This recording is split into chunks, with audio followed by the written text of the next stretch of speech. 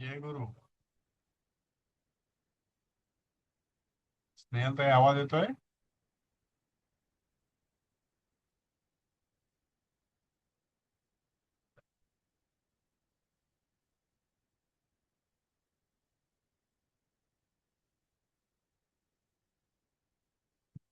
जय गुरु आवाज येतोय स्नेहलताई? हो सर. आवाज येतोय? हो, येतोय सर. कोणी येतात की नाही आज काय कोणास ठाऊक. इतका वेळ लागत नाही नाही काय तर. कल्पना नाही. तेच ना आपली. तर आपण असं सुट्टी म्हणून डिक्लेअर नव्हतं केलं काल. आ, हो. तुम्ही कसं म्हणजे तुम्ही आणि आपण दोघेच होतो. हा सध्या दोघं जण आपण. अभ्यास तुमचा कसा सुरू झालाय? अभ्यास हा चालू आहे. हो. हा गिरी चालेल. दोघं जण आले.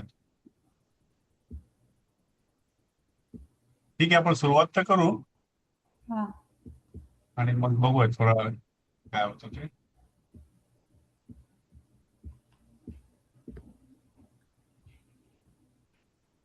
हे एक दोन राहिले होते आपले सुभाषित. 13 आणि 14 त्या दिवशी वेळ संपला म्हणून राहून गेलो होते. ते आपण पूर्ण करूयाच. आणि बघू तोपर्यंत कुणी आले समजा तर मग आणखी पुढे जाऊ. नाही तर मग कसं करायला बघू आपण त्याला. तर हे 13वं सुभाषित जे आहे ते त्या दिवशी वाचलो होतो आपण. पिपिलिकार्जितम धान्यम मक्षिका संचितम मधु लुब्धेन संचितम द्रव्यम समूलम ही विनश्यती. पिपिलिका म्हणजे मुंगी. मुंगीने अर्जित केलेलं अर्जितम धान्यम. आता इथे इथे हे जे बघितलं ना तुम्ही अर्जितम धान्यम म्हणजे अर्जित केलेलं धान्य. इथे जर बघितलं तर अर्जितम हे धान्याचं विशेषण बनतं. पिपिलिका अर्जितम कोणतं धान्य? मुंग्यांनी जमा केलेलं धान्य. तसंच मक्षिका संचितम मधु मधुमाशांनी संचित केलेलं मध. लुब्धेन संचितम द्रव्यम. लुब्ध म्हणजे लोभी माणूस. लुब्धेन लोभी माणसाने जमवलेलं संचित केलेलं द्रव्य. समूलम ही विनश्यती. हे या ठिकाणी संचितम अर्जितम इथे पण संचितमच आहे. तर ह्याचं हे जे नाम आहेत पुढचे या नामाचं विशेषण म्हणून ते काम करतात. खरं म्हणजे हे सगळे क्रियापद आहेत अर्जितम संचितम. हे एक उदाहरण कालच्या आपल्या पाठाचं. आणि समूलम ही विनश्यती हे समूळ नष्ट होतं. कारण कसं की मुंग्या जे जमा करतात धान्य सतत सतत त्या बिझी असतात. एक क्षणभरही मुंगी रिकामी नसते. आणि मुंग्यांची रांग सतत काही ते जमा करत असते. आणि त्यांचं जे तिथे असेल वारूळ त्या ठिकाणी जमा करून ठेवतात. आणि त्यांना असं वाटतं की हे पुढे आपल्याला भविष्यामध्ये अडीअडचणीला कामाला येणार आहे आणि हेच आपलं जीवित कार्य आहे म्हणून ते जमा करतात. असंच माशांचा हा गुणधर्म आहे. त्याला आध्यात्मिक भाषेमध्ये स्वधर्म म्हणतात. आता मुंग्यांचा पण हा स्वधर्मच आहे. त्यांचं आयुष्यच याकरता आहे की धान्य जमा करायचं. माशा ज्या असतात मधमाशा यांचं पण जीवित कार्य हेच असतं की त्यांनी मध गोळा करायचं. पण होतं कसं की मुंग्यांनी जमा केलेलं धान्य त्यांच्याकरता फार कमी कामाला येतं. काहीतरी होतं, पाऊस येतो, त्या बिळामध्ये पाणी पडतं, धान्य खराब होतं, वाया जातं. किंवा ते बिळाचं काहीतरी होतं आणि मुंग्यासहित धान्य गायब होतं. जर समजा बीळ चांगलं राहिलं, पाऊस नाही गेला मध्ये, मुंग्यांना राहण्याची व्यवस्था तिथे असली चांगली, तर हे धान्य त्यांना कामाला येतं. अदरवाईज ते धान्य वाया जातं. मधमाशां सगळ्यांना माहिती आहे आपल्याला. सगळ्यात स्वार्थी माणूस असतो की जो ह्यांचं मध ओरबडून घेतो. पण त्यांचं ते कार्य असतं जमा करतात आणि केव्हा तरी माणूस घेऊन टाकतो. तसंच तो लोभी माणूस असतो. आयुष्यभर धन जमवतो पण त्याचा उपभोग तो घेत नाही, कारण त्याचं ते स्वधर्म नसतोच तो. लोभी माणसाच्या आयुष्यामध्ये जीवित कार्य हेच असतं की त्यांनी ते द्रव्य जमवायचं.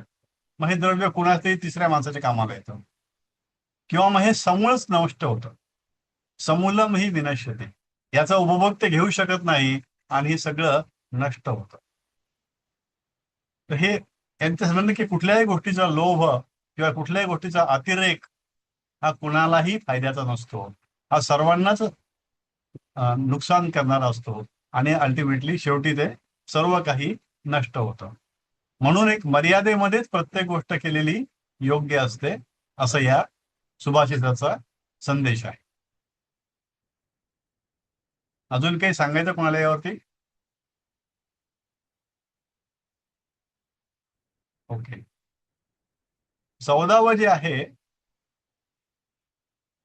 अर्थागमो नित्यम रोगिताच प्रियाच भार्या प्रियवादिनीच वश्यश्च पुत्रोर्थकरीच विद्या षट जीवलोकस्य सुखानि राजन. हे जे विदुर नीती आहे, महाभारत काळामध्ये विदुर हा एक अतिशय बुद्धिमान राजनीतिज्ञ होता.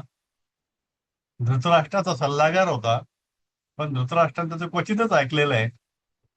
तर विदुराने जी वचनं लिहून ठेवलेली आहेत त्यातलं हे एक आहे. या 6 गोष्टी त्याने सांगितल्या आहेत. जीवलोकस्य सुखाणी, हे ह्या जगातलं सर्वात चांगलं सुख आहे. राजन म्हणजे हे राजाला उद्देशून सांगितलंय, आणि राजा म्हणजे धृतराष्ट्र. अर्थ आगमो, अर्थ मिळत राहणे, पैसा मिळत राहणे. आगम होणे, पैशाचं आगम होणे, होत राहणे, पैशाची प्राप्ती होत राहणे, धनाची प्राप्ती होत राहणे, सतत धन येत राहणे. नित्यम अरोगिता. आता हे अरोगिता कुठून आलं? ते जे म आहे ते म पूर्ण आहे. याची जर फोड केली आपण, याचं जर वेगळं केलं तर नित्यम मधलं म जे आहे ते हलंत बनतं, आणि त्या हलंत म मध्ये जे म आहे त्याला अ जोडलं जातं, म्हणून ते पूर्ण म बनतं. कोणत्याही हलंत मध्ये अ मिळवलं की तो शब्द पूर्ण बनतो. तो हलंत का असतो? कारण त्यामध्ये अ मिळवलेला नसतो, तो शब्द अर्धा असतो. म्हणून नित्यम अरोगिताच म्हणजे नेहमी, नित्य म्हणजे नेहमी, अरोगिता म्हणजे निरोगी, रोग नसणे. ही जी अवस्था आहे, सतत निरोगी असणे, सतत पैसा मिळत राहणे. प्रियाच्या भार्या, भार्या कशी पाहिजे? प्रिया म्हणजे ही नेहमी प्रेम करणारी आणि प्रियवादिनी, गोड बोलणारी म्हणजे चांगली बोलणारी, भांडणारी नको. अशी जी भार्या असते, प्रिया आणि प्रियवादिनी. आणि वश्यश्च, वश्य म्हणजे आज्ञा, ताब्यात असलेला. आणि वश्यश्च पुत्रोर्थ करी, पुत्र हे इथं संपलंय. वश्यश्च पुत्र हा आज्ञाकारी पुत्र, आज्ञाधारक पुत्र. आणि अर्थकरीच विद्या, हे जे इथे आहेचा अर्थ अ होतो, अर्थकरीच विद्या म्हणजे अशी विद्या जी धनप्राप्ती करून देते. केवळ ज्ञानासाठी नको, त्यातून अर्थप्राप्तीही व्हावी. कारण अर्थ म्हणजे धन जमवणे हे एक 4 पुरुषार्थापैकी एक श्रेष्ठ पुरुषार्थ आहे. धर्म, अर्थ, काम आणि मोक्ष हे आपल्या जीवनातले 4 पुरुषार्थ मानलेले आहेत. सर्वात श्रेष्ठ धन आहे, त्यानंतर अर्थ आहे. म्हणजे व्यवहारी जीवन जगण्याकरता अर्थ असणं आवश्यक आहे, आणि अर्थ कमावण्याची विद्या माहिती असणं आवश्यक आहे. किंवा जी काही विद्या आपल्याला ज्ञात आहे त्या विद्येचा उपयोग करून आपल्याला धन कमावता आलं पाहिजे. म्हणजे अशी विद्या जी धन देते. अशा या 6 गोष्टी झाल्या.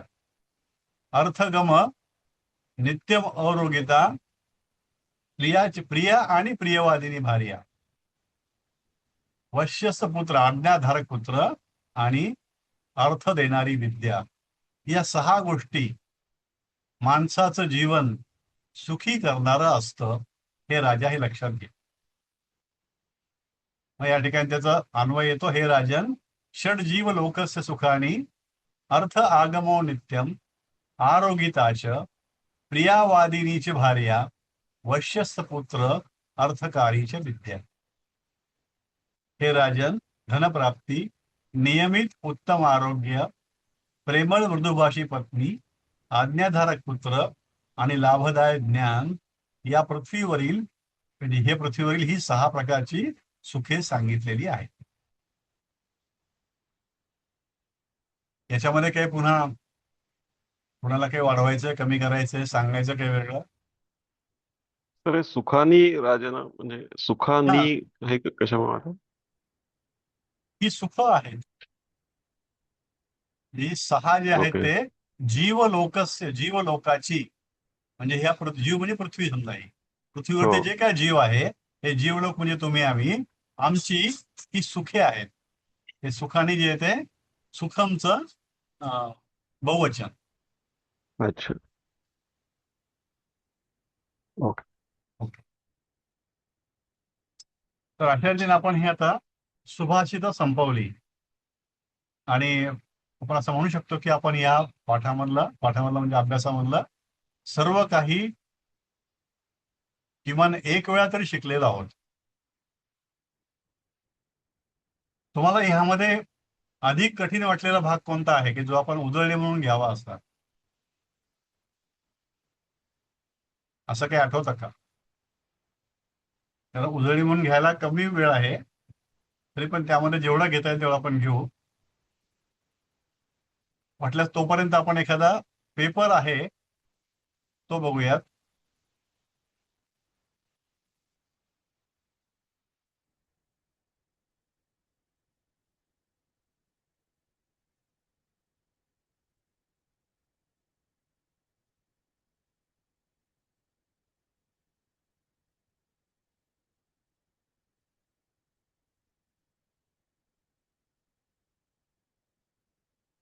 मेन्युअल पेपरचंच विचारायचं होतं. मागच्या हो वेळेसारखंच असं तुमच्याकडनं मागून घ्यायचा आणि टाइम लावून लिहायचा आणि पाठवायचं, तसं सेम फॉर्मॅट का कसं? हो हो हो. हां, मागच्या आपण सेम फॉर्मॅट. बालबोध उत्तरपत्रिकेवर लिहिलं होतं. हां, यावेळेला प्रारंभ लिहायचं आणि हां, सगळं तसंच पद्धती आहे. त्यावरती उत्तरं लिहायची, प्रश्न हो, क्रमांक टाकायचा, 1-2, 1/1, 1/2, 1/3 जे काय असेल ते, आणि उत्तर लिहून झाले की त्याचा PDF करायची आणि मग पाठवून द्यायची. मला पाठवलं तर चालेल. ठीक, ते ठीक सगळं आहे, एका ठीक. ठिकाणी सेंट्रलाइज राहील मला पाठवलं तर. हो, हो, बरोबर. मग ते ठीक. सरांना पाठवता येईल सगळं एका ठिकाणी आलं. ते एक असा नमुना प्रश्नपत्रिका आपण बघूया. मागच्या वेळी सारखंच आहे. 2 अंक सुलेख के लिए सुरक्षित है. म्हणजे किमान 2 मार्क सगळ्यांना मिळू शकतात, काही नाही केलं तरी. या प्रश्नपत्रिकेमध्ये आपल्याला 7 प्रश्न आहेत. एखादा प्रश्न कमी, एखादा प्रश्न जास्त होऊ शकतो. साधारणपणे हाच पॅटर्न राहील. मागच्या वेळी पण असाच होता. पहिला प्रश्न सुभाषित दिलेले असतात. 3 सुभाषित आहेत. 3 पैकी 2चं आपल्याला काय, त्यांचं म्हणणं आहे की मिनिंग द्या, अर्थ द्या. आता अर्थ देण्यामध्ये आपण 2 प्रकार बघितलं. एक शब्दार्थाप्रमाणे अर्थ आणि भावार्थ. जसं आता आपण बघितलं की परोपकाराय फलन्ति वृक्षः, परोपकाराय वहन्ति नद्यः, परोपकाराय दुहन्ति गावः, परोपकाराय सतां विभूतयः. याचा अर्थ आपण बघितला, खूप सोपा अर्थ आहे. ही सगळी हा सर, सृष्टी. तर हा सुद्धा मला ते सताम विभूतयाचं जरा समजाव ना. हा हा, ठीक आहे, चालेल. हा. म्हणजे संत लोक हे म्हणजे विभूती हे कळतं, नाही, पण सताम म्हणजे काय ते नाही कळलं. सतां म्हणजे संत लोक, सज्जन लोक. सताम म्हणजे संत लोक हा आणि हा. विभूतया. विभूत त्यांच्याकडे जे काय आहे ते, मग ते ज्ञान असेल, ओके. धन असेल, संपत्ती असेल, हा प्रॉपर्टी असेल, हा हा. संबंध असतील, ओके. म्हणजे ज्याला ज्या गोष्टीची हा आवश्यकता असेल त्यांच्याकडे जे काय हा असेल ते सर्वांना द्यायला ते तयार असतात. हा हं. आणि ते माझा गोंधळ कसा झाला, सतम आणि विभूतया आलं ना, मला हा वाटलं हा हे हा विभूतीचं काय हे आहे का काय असं हा वाटलं, म्हणून एकदा क्लिअर बरोबर आहे. केलं. हा करेक्ट करेक्ट करेक्ट. ठीक वाटतं आहे, असं. ठीक आहे. बरोबर. तर हे निसर्ग जो आहे, सृष्टी जी आहे ही नेहमी देण्यासाठी बनलेली आहे. पृथ्वीवर जे काय आहे ते सर्व देत असतं. पृथ्वी निसर्ग जो आहे, आता इथे आपण बघितलंय की वृक्ष याला फळं येतात. ती फळ तो वृक्ष कधी खात नाही. ते परोपकारासाठी नेहमी असतात. त्या फळाचे वृक्षाची फळं नेहमी मनुष्य किंवा इतर कुठला तरी प्राणी खात असतो. परोपकाराय वहंती नद्यः. नदीचं पाणी नदी कधीच पित नाही. हे नेहमी वृक्षांच्या वाढीसाठी किंवा माणसांच्या आणि प्राण्यांची तहान भागवण्यासाठी किंवा त्यांचं जीवन सुखकर करण्यासाठी वाहत असते. परोपकाराय दुहंती गावः. गावः म्हणजे गाय, गाई. हे बहुवचन आहे. दुहंती हे पण बहुवचन क्रियापद आहे. तर गायी ज्या आहेत त्या नेहमी परोपकार करण्यासाठी दूध देतात. गाय कधी स्वतःचं दूध पित नाही. तर नेहमी ते परोपकार दुसऱ्यांसाठी म्हणूनच ते नेहमी दूध देतात. तसंच माणूस हा जो आहे एकंदरीत स्वार्थी आहे. तो ह्या वृक्षांकडून फळं घेतो, नदीकडून पाणी घेतो, गायीकडून दूध घेतो आणि त्यांना काही देईलच याची काही खात्री नाही.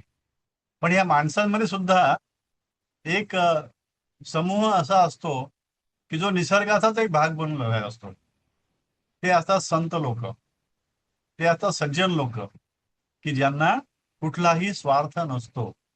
त्यांचा जन्म नेहमी इतरांना मदत करण्याकरता झालेला असतो आणि त्यांच्यापाशी जे काय असेल, जी काय संपत्ती असेल, विभूतया म्हणजे संपत्ती. संपत्ती म्हणजे काही धन नाही. त्यांना जे ज्ञान असेल ते ज्ञान, मग ते आध्यात्मिक असेल, ते औषधी आयुर्वेदाचं असेल किंवा अजून कुठल्याही प्रकारचं ज्ञान असेल. आमच्या लहानपणी असं आठवायचं की काही त्रास झाला की त्या वैद्याकडे जायचं. तेव्हा डॉक्टर फार कमी होते आणि मग ते वैद्य लोक काय करायचे, पुडी द्यायचे 5-6 पुड्या. म्हणजे पैसे पण ते घ्यायचे नाही. ते म्हणायचे की औषधीचे पैसे घेणं हे पाप असतं. आणि आज आपण पाहतो की त्याचा सर्रास व्यवसाय झालेला आहे. म्हणजे असं ते ज्या वेळेला तो परोपकारासाठी जगतो माणूस, त्यावेळेला त्याची ती विभूती असते, जे ज्ञान असतं ते परोपकारामध्ये काउंट होतं, मोजलं जातं. तर असा माणूस सोडला तर एकंदरीत सर्व निसर्ग हा परोपकारासाठीच जगतो आणि संपतो, असं या सुभाषिताचा अर्थ आहे. आता इथे 2 लिहायचे आपल्याला. 2 म्हणजे हे 8 मार्काचं आहे, एकाला 4 मार्क आहे. तर अपेक्षित असं आहे की 2 ते 3 ओळीमध्ये 1 मार्क, असं एक ठोकताळा धरून चालावा. अशा ओळीशी त्याचा काही संबंध नसतो. आपण किती लिहिलं यापेक्षा आपण काय लिहिलं याला निश्चितपणे महत्व आहे. तरीही खूप त्रोटक न लिहिता जो काय त्या ठिकाणी संकल्पना मांडली असेल ती योग्य शब्दात, पुरेशा जागेमध्ये, पुरेशा शब्दांमध्ये व्यक्त करणं आवश्यक असतं. म्हणून कुठल्याही सुभाषिताचं जे उत्तर असेल ते 10 ते 12 ओळीमध्ये लिहिलं गेलं तर ते आपल्या लिहिणाऱ्याला समाधान असतं आणि तपासणाऱ्यालाही समाधान असतं की हो, याला विषय कळला आहे. दुसरं जे आहे, उदारस्य तृणम वित्तम, शूरस्य मरणम तृणम, विरक्तस्य तृणम भार्या, निस्पृहस्य तृणम जगत. म्हणजे जो उदार व्यक्ती असतो त्याला धन, वित्त म्हणजे तृणाप्रमाणे असतं. म्हणजे काही त्याला किंमत नसते त्याची. त्याच्याकडे धन कितीही असो, कमी जरी असलं त्याच्याकडे, तो मनाने उदार असतो, मनाने श्रीमंत असतो. म्हणून जे काय असेल तो ते कुणाला पाहिजे असेल, कुणाला देऊन टाकतो. तर त्याची किंमत नसते त्याला, तृणवत समजतो तो.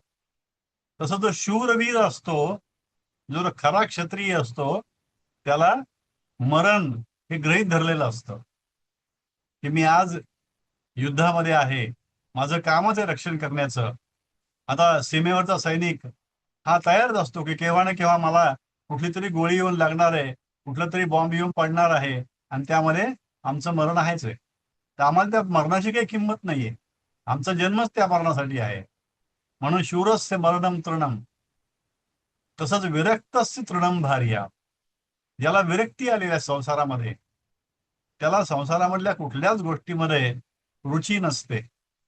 मग त्याला घरामधली कुठलीही वस्तू असो, धन असो किंवा भार्या असो, म्हणजे पत्नी असो, त्यामुळे त्याला कुठली रुची नसते. तो एक केवळ कर्तव्य म्हणून सगळ्या गोष्टी करतो. असा जो असतो त्याला विरक्त म्हटलं जातं, की तो अध्यात्माच्या मार्गावर असतो आणि त्या मार्गामध्ये तो सर्व काही त्याग करायला तयार असतो आणि त्या त्याग करणाऱ्यामध्ये भार्या पण असते.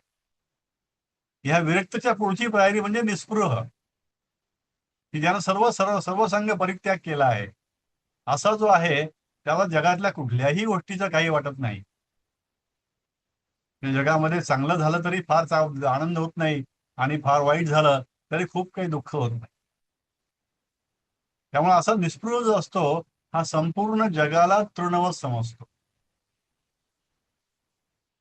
तिसरं जे बघितलं आपण, हे पण सोपंच आहे. वृथा वृष्टी समुद्रेषु, वृथा तृप्तस्य भोजनम, वृथा दानम समर्थस्य, वृथा दीपो दिवा अपीच.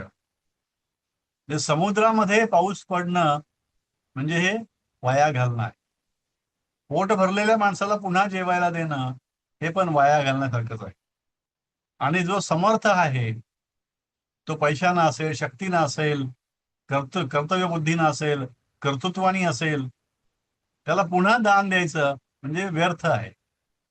समुद्रामध्ये पाऊस व्यर्थ आहे. भरपूर जेवलेल्या माणसाला पुन्हा खायला देणं हे व्यर्थ आहे.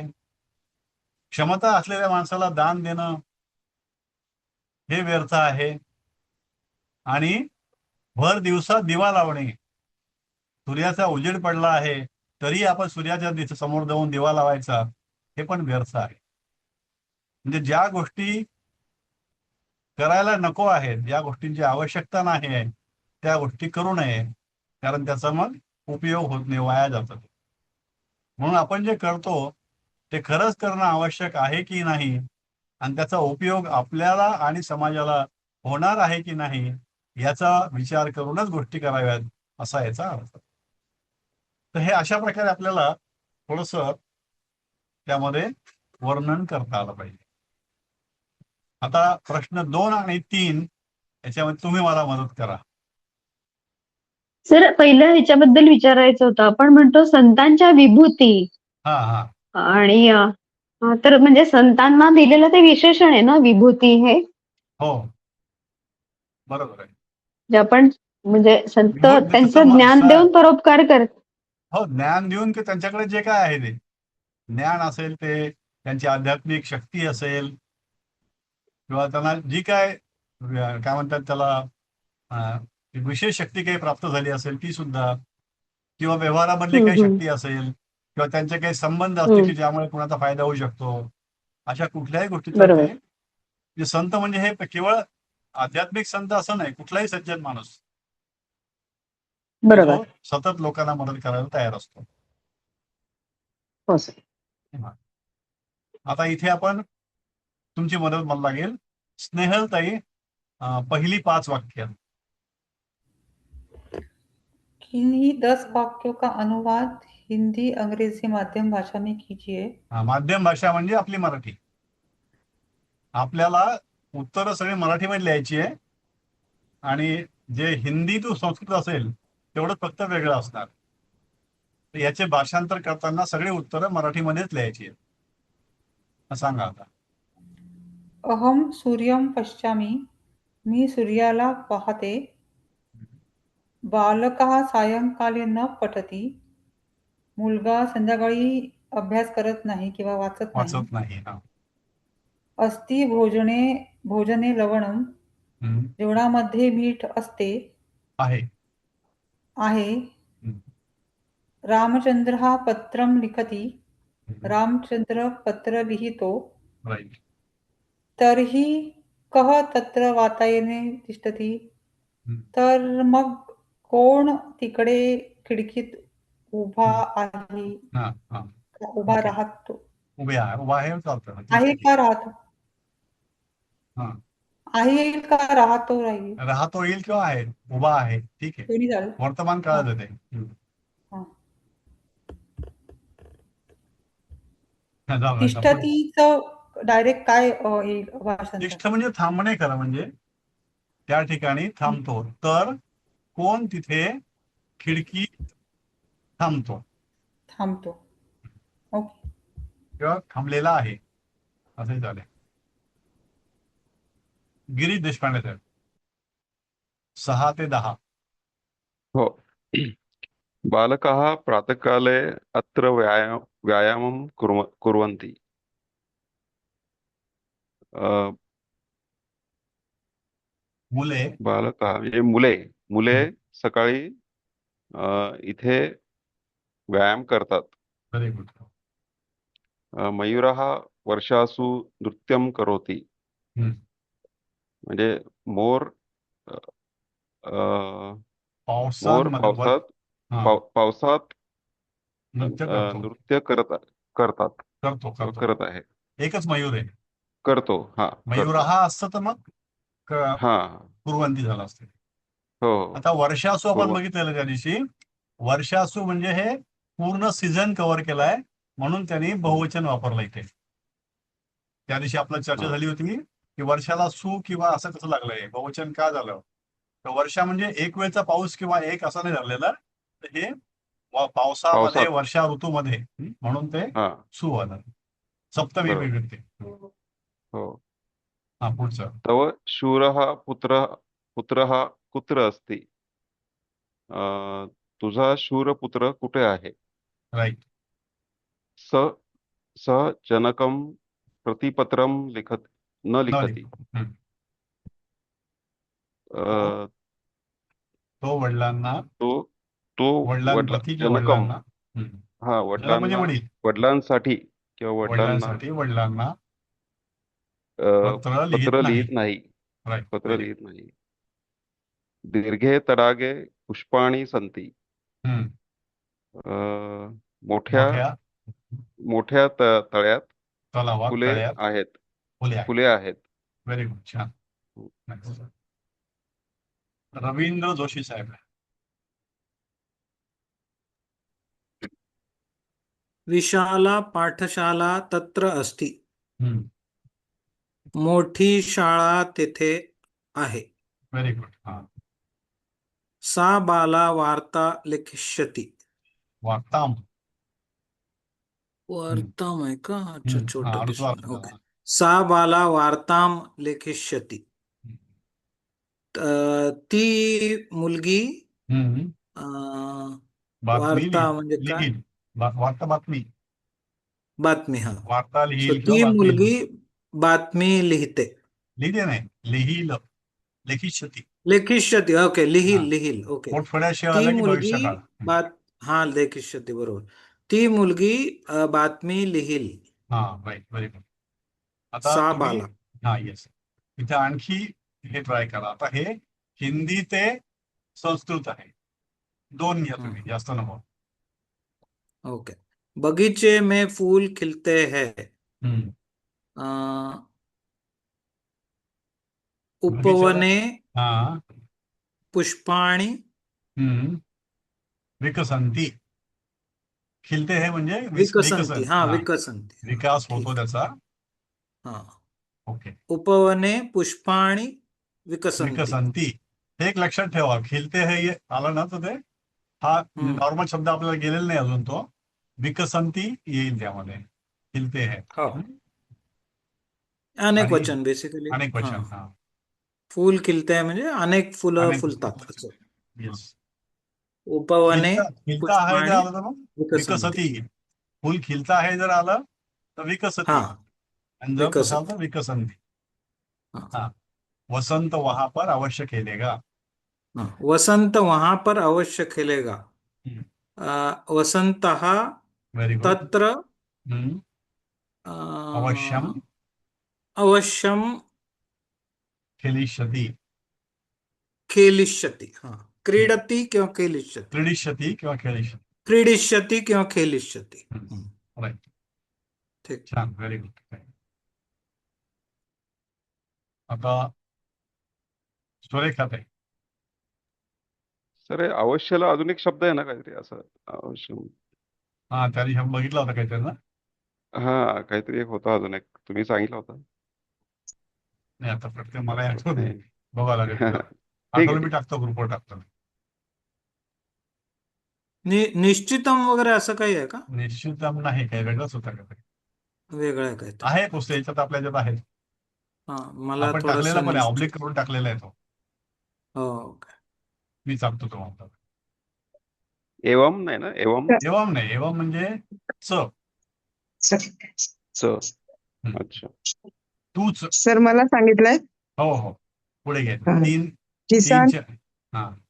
किसान खेत में जाएगा, हम्म, कृषकाः क्षेत्रे हम्म, अ, गमिष्यति. या गणेश, करेक्ट आहे. हं? हा, चौथा. स्वस्थ मनुष्य ते चलते हैं, स्वस्थाः मनुष्याः व्हेरी गुड. शीघ्रं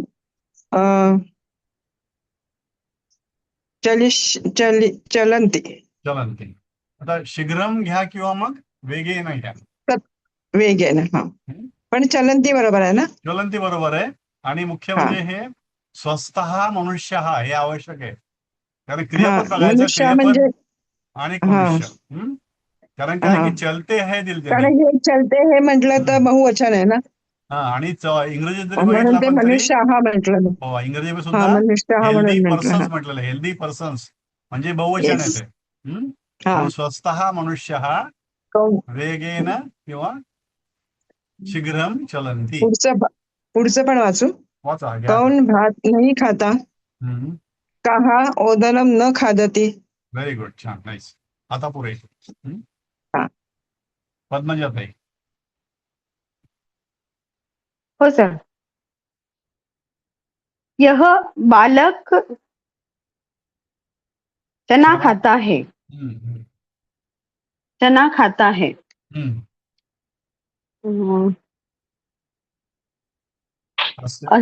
बालकः अस्य बालकः अस्य घ्या किंवा सह बालका घ्या, कसं घ्या. सह बालकः चनकानि सह बालकः, आपण चनाला चनकानि खादन्ति.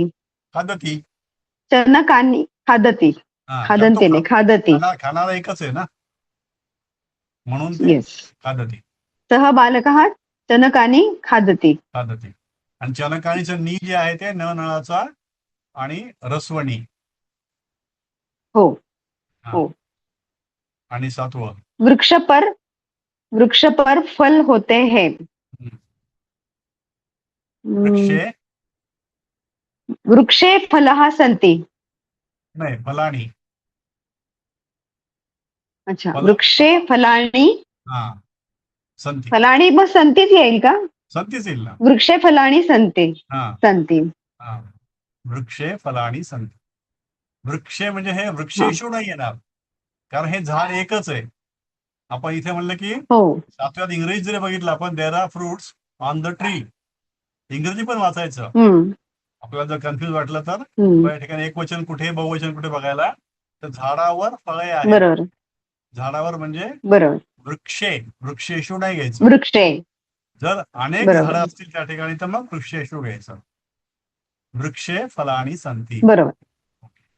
फलानि सन्ति. ओके. पुढे कोण आहे आता?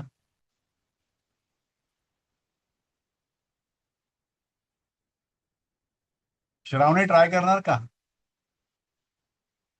माधुरी कुलकर्णी मॅडम. माधुरी ताई.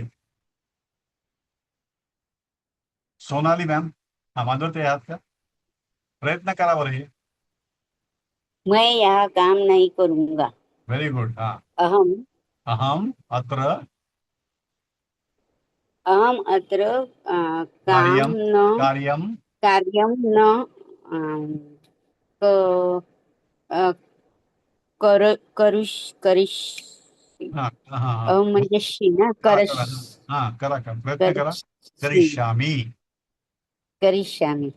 अहम अत्र कार्यम अहम न अत्र करिष्यामी. आय शॉल नॉट उसने वह वर्क. पानी. हा हा, हे बघा नंतर तुम्हाला 9. मैं यह काम नहीं करूंगी झालं. उसने वह हम्म, पानी पिया. सह नाही म्हणजे सह सह तत्र सह तत्र जलम हा पिबती नाही पि- पिया भूतकाळ आपण काल बघितलं जलम पिबत पितम पिबत का पितम पितम पीतम हम्म? सह तत्र जलम पितम. ओके, चांगला प्रयत्न केला. लक्षात ठेवा हे वाक्य येऊ शकतं तुम्हाला. उसने वहां पाणी पिया. ओके, पाणी थँक्यू. पित जलम हा? पितम हा पितम म्हणजे भूतकाळ येते ना, पिया पिलं. पिया आणि जलम हे जे आहे ते नपुसकलिंगी आहे म्हणून. सोनाली ताई, सोनाली सुळे मॅडम. आनंद जोशी आहात का? हेलो। हाँ वाचा. नल का पानी ठंडा होता है. नल का पानी ठंडा होता है। हाँ, नलस्य नले नलेन जला नलस्य नल का षष्ठी अ, नलस्य नलस्य नलस्य नलस्य जलम जलम शीतम नलस्य जलम शीतल शीतम शीतम शीतम शीतल शीतम अस्ति शीतल किंवा अस्ति शीतम भवति. शीतल मना का शीतम मना शीतम भवति। भवति. नलस्य हम्म। जलम शीतम भवति. नलस्य जलम शीतम भवति। हाँ. 11वां क्या भाषण होगा? किम किम भाषणम किम भाषणम भाषणम भविष्यति. करिष्यति भविष्यति होगा. भविष्यति। हाँ, किम भाषणम भविष्यति. किम भाषणम भविष्यति। हाँ. आणि घोडे शीघ्र दौड़ते हैं. घोडे घोडे म्हणजे अनेक वचन, बहुवचन. शीघ्र हाँ अश्वाहा घोडे अश्वाहा अश्वाः शीघ्रम पळण्याला काय म्हणणार? वेगेन वेगेन. शीघ्र वेगेन. म्हणजे शीघ्रम किंवा वेगेन. आणि हम्म? पळतातला काय म्हणणार? धावंती. धावती धावंती. अश्वाः वेगेन अश्वाः धावंती. वेगेन शीघ्रम धावंती. शीघ्रम धावंती. धावन्ति हा, वेगेन धावन्ति। धावंती किंवा शीघ्रम किंवा वेगेन धावंती. ओके, धावन्ति। छान, व्हेरी गुड, नाईस. हम्म. तर जसं आपण हे बघितलं होतं चौथ्यामध्ये लोकोक्ती आहे. इथे 5 लोकोक्ती आहे. आता हे उरलेलं जे आहे पण ते उद्या बघूयात. इथे मग तत् किंवा युष्मतची रूप द्या म्हणून सांगितलं, विभक्ती. काल आपण बघितलं त्याप्रमाणे टेबल लिहावं लागेल. गम गच्छ किंवा पापिबचे वर्तमान काळाचे रूप द्या. असं वर्तमान काळाचं रूप आपल्याला देण्याकरता काल बघितल्याप्रमाणे डावीकडे कोणता पुरुष ते लिहायचं आणि वचन वरती लिहायचे, त्याप्रमाणे लिहायचं. संधी सोडवायचे आणि रिकाम्या जागी योग्य शब्द भरायचे. हे रिकाम्या जागी सुद्धा त्यांनी सुभाषितामधलेच घेतलेले ते. म्हणजे सुभाषिताची आपल्याला वाचन भरपूर असणं आवश्यक आहे. म्हणजे हे जननी डॅश डॅश जान्हवीच जनार्दन आठवतात काही? जननी जन्मभूमीश्च जान्हवीच जननी. जनार्दन. बरोबर. मनुष्य रूपेण मृगाश्चरन्ति.